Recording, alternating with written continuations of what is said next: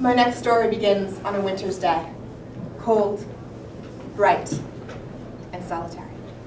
A day like any other for our hero, and as on any other day, he left the attic room of his once great manor and went to the edge of his estate to view the single rose that bloomed there year-round. He knew little about the terms of his enchantment, except that this rose might be the means of his redemption.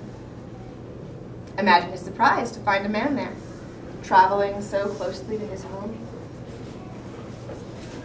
Silent and hidden, our hero watched this strange visitor, curiosity turning to horror as the man stooped and plucked from its growing place the single rose blooming in this frost. The very rose meant to save our hero. "Thief!" he cried. "Vandal!" And he saw the terror in this man's eyes. For was he not monstrous? Neither man nor animal, but a beast born of magic and malice. The man begged, pleaded for his life. "Please, I meant it only as a gift for my daughter. Please, please have mercy on me." And the beast replied, "For what you have stolen, which cannot be replaced, I offer you a trade. Keep the rose, and in return, send me your daughter." Relief turned once again to horror on the poor man's face, but at a roar from the beast, he took off in terror, the rose still clutched in his hand. "You have 3 days!" the beast shouted after him. An idle threat. He could not leave these grounds, nor did his powers extend beyond them. He mourned the loss of the winter rose, but knew in his heart that the man had been guilty only of ignorance. He expected no girl child in return. So, imagine his surprise when, 3 days hence, he spied a young woman boldly approaching his home. No small child this, but a young woman in the sweetest, most tender part of blossoming. He watched as she mounted the mossy stone steps to his home, and when she paused before the portal, the door swung inwards at his whim.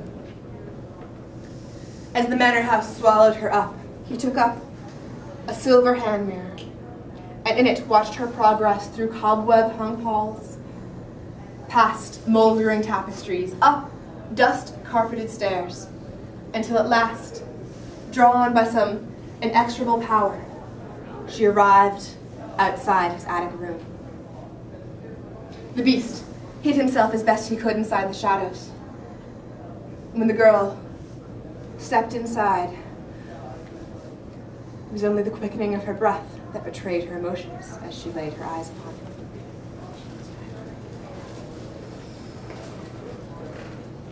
"I've come to repay my father's debt." The beast did not respond. Too astonished that this girl was in his home at all, the beast simply stared in wonder. And when a moment had passed, the girl began to disrobe, perhaps unsure what sort of meat she was to be. She dropped first her heavy winter cloak to the ground, followed by her bodice, her stockings, her chemise, her corsets, until at last she stood before the beast, each inch of her creamy skin displayed to him.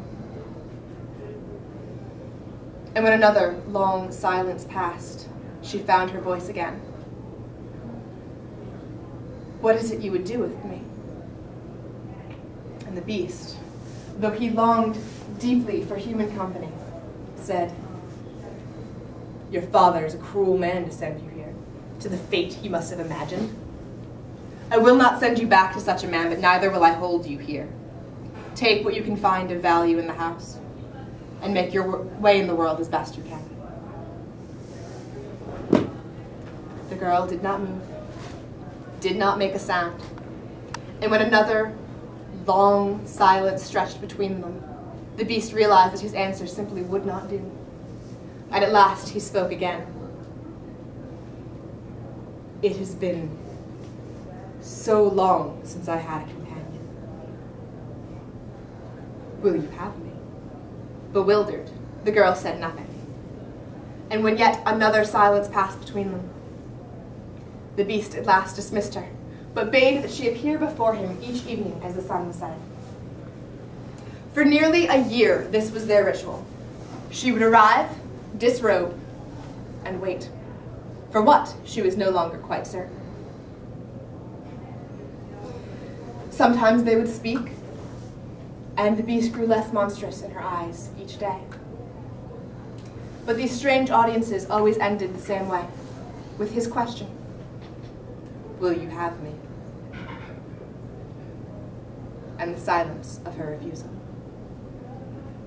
One day, when the wheel of the year had turned back to winter, the girl asked a favor of the beast.